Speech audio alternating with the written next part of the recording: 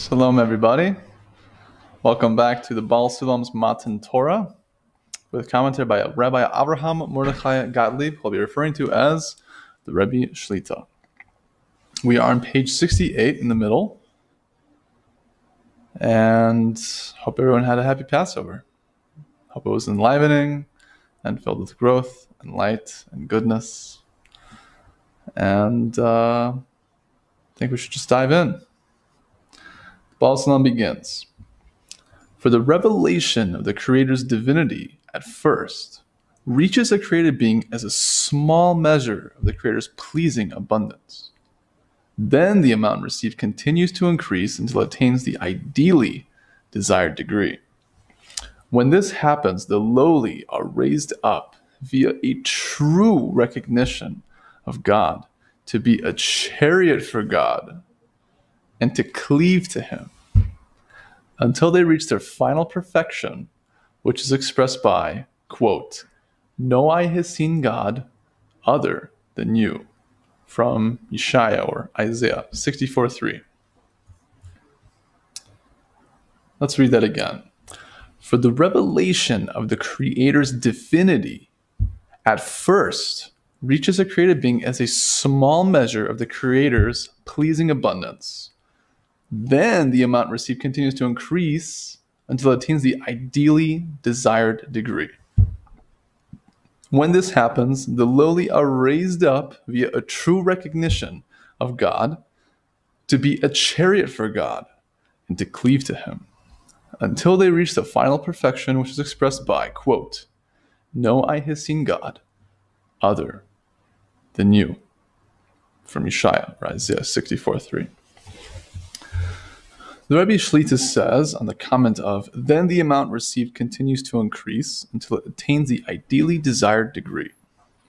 He says, consciousness of God's divinity is revealed gradually. At first, there is just a basic awareness, but nonetheless, it is, quote, as a small measure of the Creator's pleasing abundance, end quote. For even the smallest measure of God's revelation contains more joy than all the pleasures of this world. Subsequently, the sense of this pleasant divine abundance increases in accordance with the individual's spiritual work. The Rebbe Shlit says in Inner Work, or otherwise called as Avodas Hashem, which is a free download in the description in PDF format, one who is thankful and appreciates what God gives can be given more. From his book, Mamagalot Hashana, which can be found in the bookstore, in the description. Someone who is thankful and appreciative is given more and more. That is the namesake of the Jew in Hebrew. Yehudim comes from the tribe of Yehudah. And Yehudah was named by the matriarch, Leah, as he was the fourth son. And of the four women who gave Jacob the patriarch, Yaakov Avinu, children, it would make sense that each would be apportioned an equal part of the 12 tribes that were understood, that were to be manifested. Given that, as soon as she had number 4, she understood that she was to be thankful and to be appreciative because she had more than her given lot.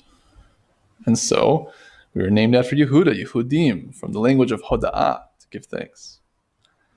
So when we give thanks and when we're appreciative, it actually builds our kli, builds our vessel, provides us more kelim, more vessels in order to receive the light that Hashem has for us.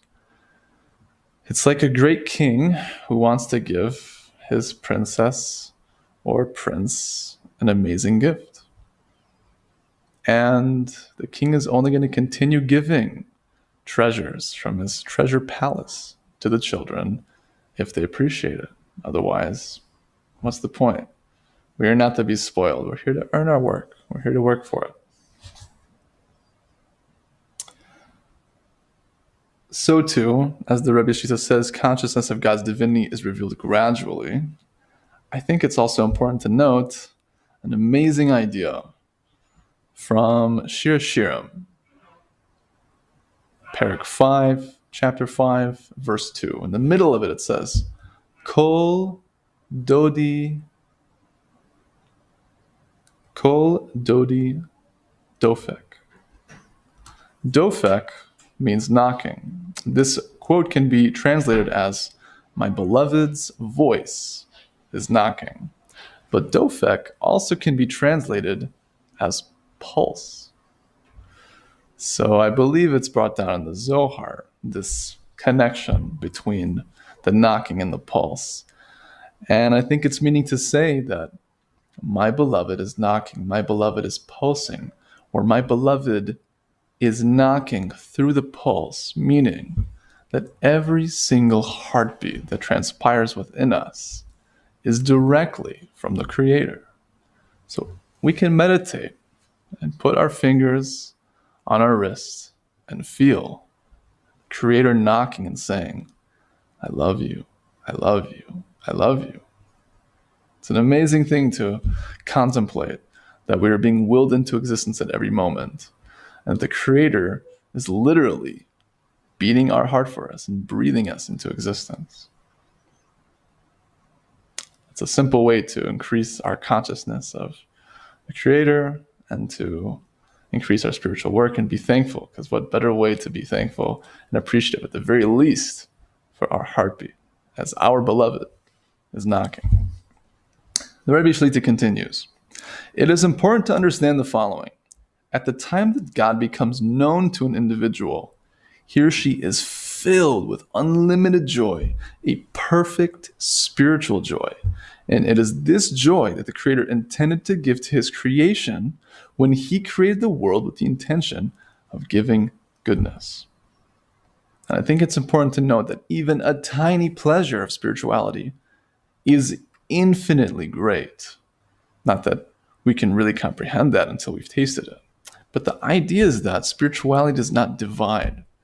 We say Hashem Echad, because he has one desire. He is the only thing that's ever going on. It's not that the Creator created reality, so to speak, though that is true. But the paradigm that we're speaking from is that the Creator is also reality, and that we are within the reality that is him. So too, if we were to experience even a fraction of spirituality, we can't really comprehend what that really is, because spirituality doesn't quite fragment. As we've spoken about in a prior class, that the glory of a single person, a single soul, is the entirety of the glory of God, because spirituality does not divide.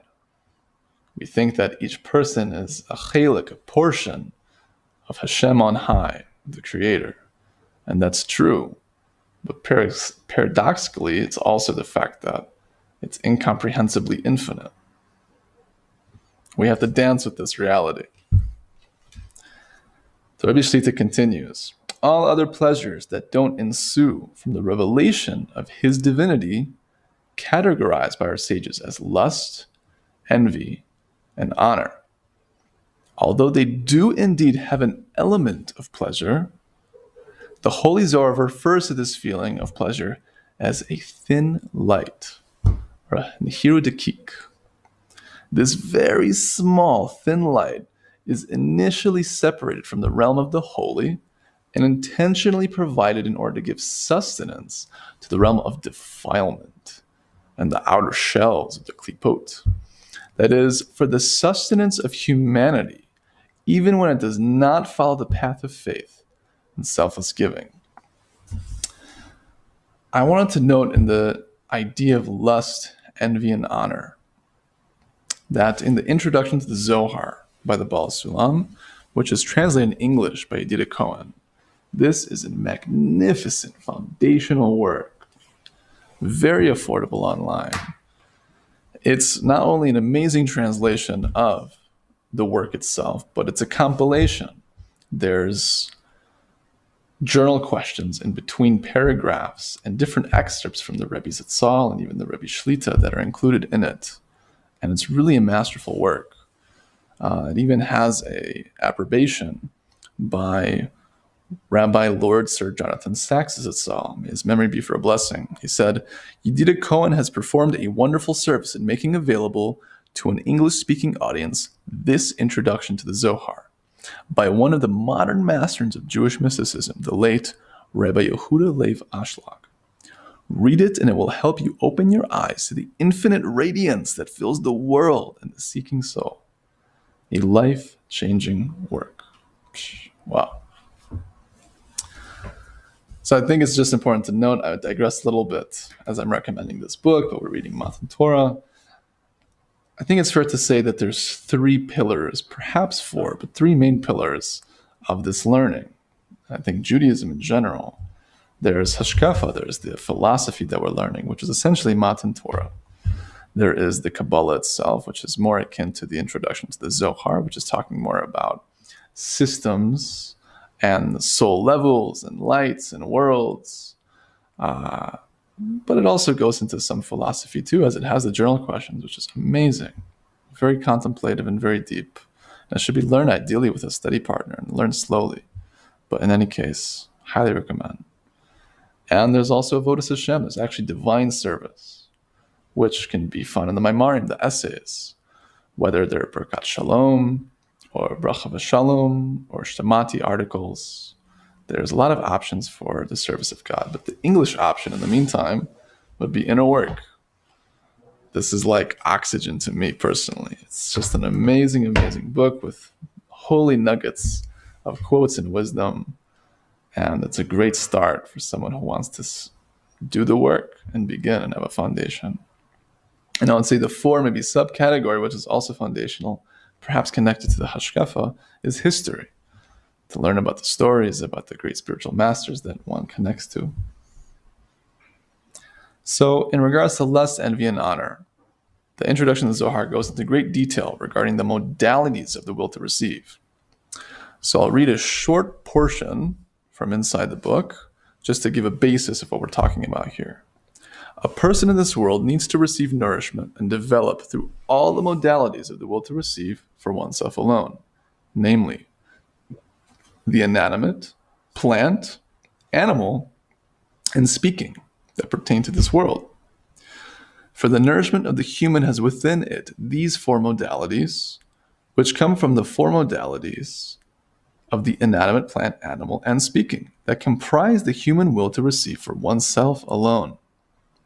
These are A, the inanimate, which is the will to receive that which is needed for survival, like food and sleep. B, the plant modality, which consists of a will to receive beyond that which is needed simply for survival, that is, a desire for luxuries, but limited to animal lust alone. Obviously, a rock is different from a plant, and a plant, interestingly, just to observe the spiritual reality that's rooted in the physical reality that we observe, a plant is nourished by water and the sun, and it grows towards the light. It grows up. Something to contemplate as we continue speaking about these desires. C, the animal modality, which consists of a longing for specifically human appetites such as honor and power, or in our case, lust, envy, and honor. And finally, D, the speaking modality, which consists of a thirst for knowledge. Knowledge is a very popular desire that's being received today, and it's really flourishing. Secular spirituality and the New Age movement is booming. And I think it's alluding to and hinting at the yearning soul of all of us wanting to connect to our source.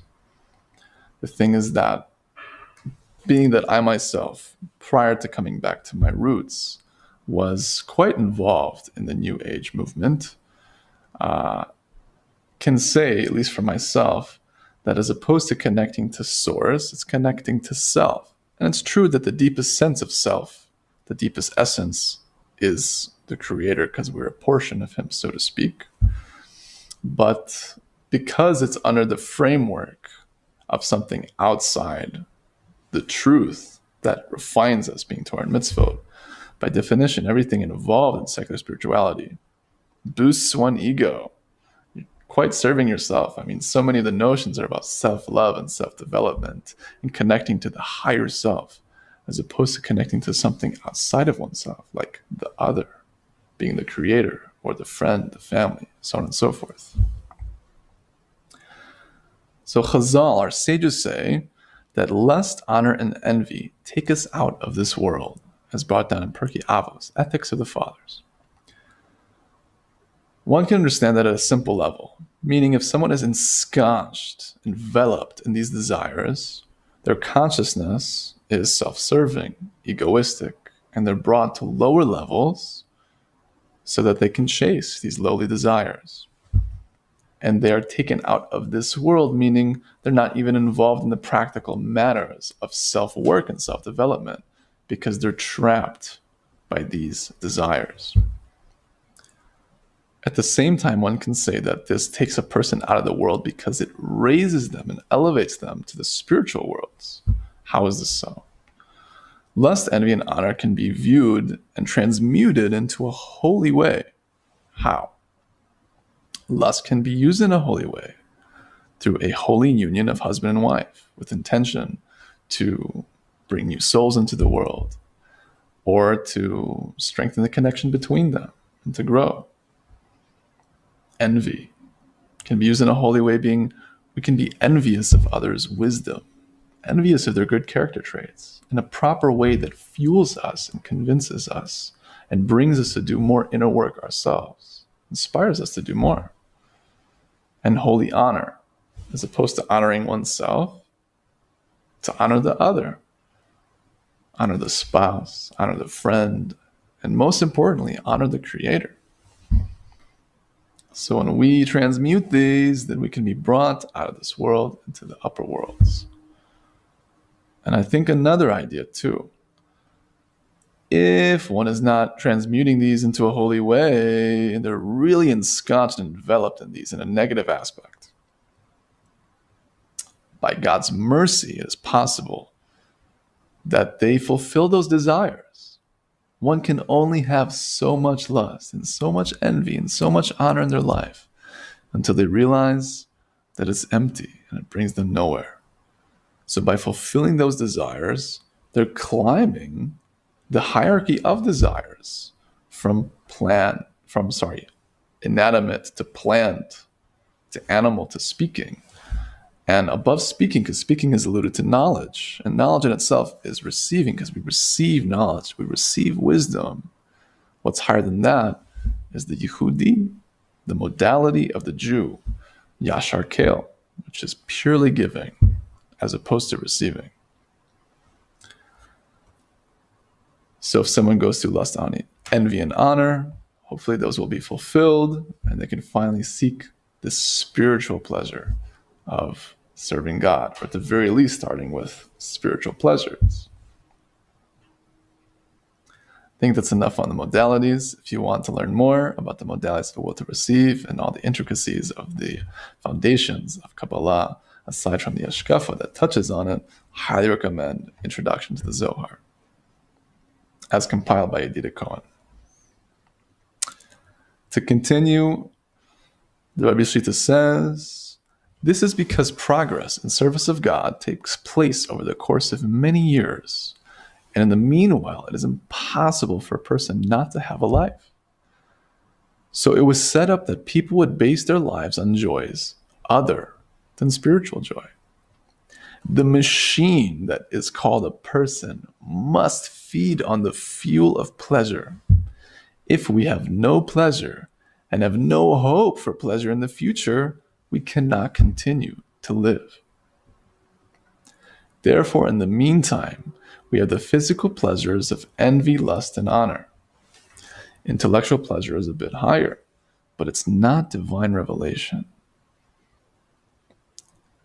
I think it's important to note that this is the aspect of Greek philosophy, searching for knowledge and wisdom, just for the sake of it. But again, in essence, that's just receiving. It does not give someone the framework to truly develop themselves to be a giver and be akin to the Creator. Rebbe Shlit ends this comment by saying, we must be clever and be fortunate in order not to become captive to the pleasures that were provided for humanity's minimal existence, for we can easily bury ourselves in these pleasures, and there is no hope that one day we can see the true light. It's the hope. The hope is that we can attach to the things that are most conducive to our growth, as the Rebbe Shlit says, connecting to Sfarim and Sofrim, connecting to the holy books and the holy people who write the books. The Rebbe Shlit comments when the Baal HaSulam says, when this happens, the lowly are raised up via a true recognition of God, to be a chariot for God and to cleave to Him. He says, what is the idea of the chariot? The concept of chariot appears frequently in the Hasidic literature. Rabbi Baruch Shalom Ashlag, the Rebbe Zitzal, gave the following explanation. In the material world, a chariot is a vehicle in which a person sits, and the vehicle transports the person from place to place. Our sages said, the forefathers are the chariot. Each one of them carried a certain attribute and was a chariot for this attribute.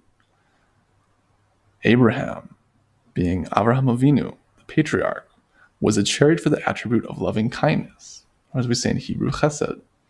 That is, wherever he went, he brought this attribute, and everyone in the world was able to learn from him the service of loving kindness. The patriarch Isaac, or Yitzchak Avinu, was a chariot for the attribute of strength of character, or gevura. He carried this attribute with him everywhere. If you merit divine revelation, then you become a chariot for God.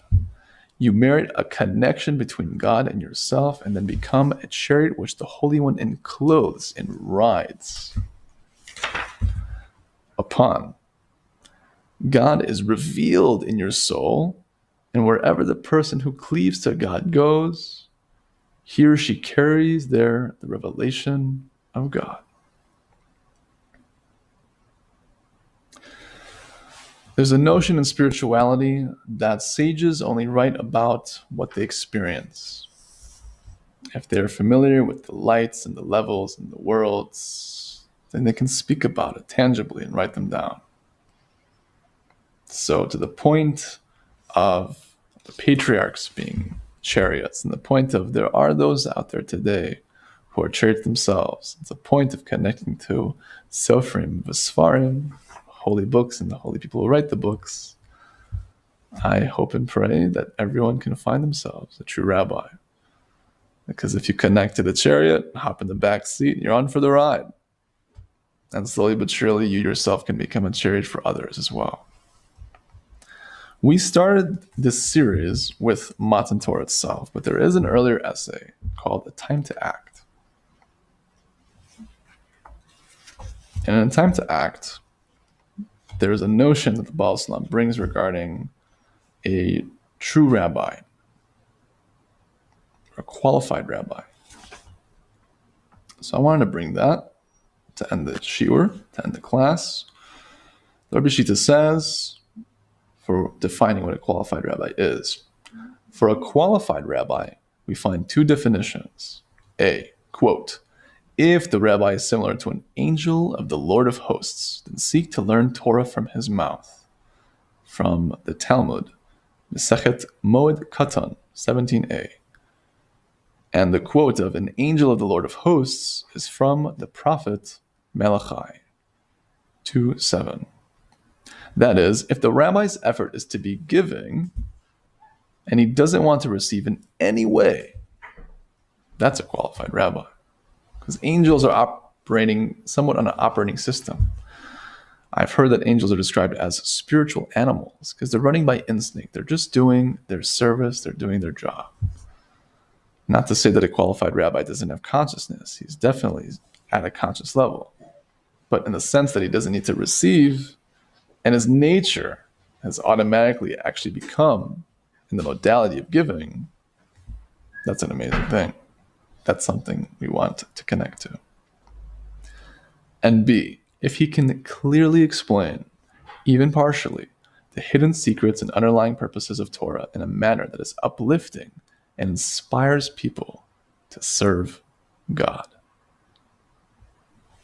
Simple yet powerful examples of a qualified rabbi. So too the Rebbe Shlit says on the very first page of Inner Work, it is important to learn spiritually only from someone who is spiritually developed. A true spiritual teacher has attained all the 5 levels of Nefesh, Ruach, Neshama, Chaya, and Yehudah. If we were to hold to this ideal standard, however, people would not consider themselves qualified to teach. Today, we need to seek out a spiritual teacher who is at least striving to attain the truth. MS, truth, is another name for Kodesh Baruch Hu, for Hashem, the Creator. Attaining Him meaning to have the vekis with Him, to be one with Him. And it's sad that there's not so many leaders out there that are truly aspiring to correct themselves to the fullest extent and attach themselves to the Creator. If that was so, the world would look different, and the Jewish world would look very different today. So I hope and pray that we can connect to the best souls for us, because everyone has its particular thing that they're attracted to and connected to. Tov, all the best, always a pleasure. Until next time. Hitrayot, see you later.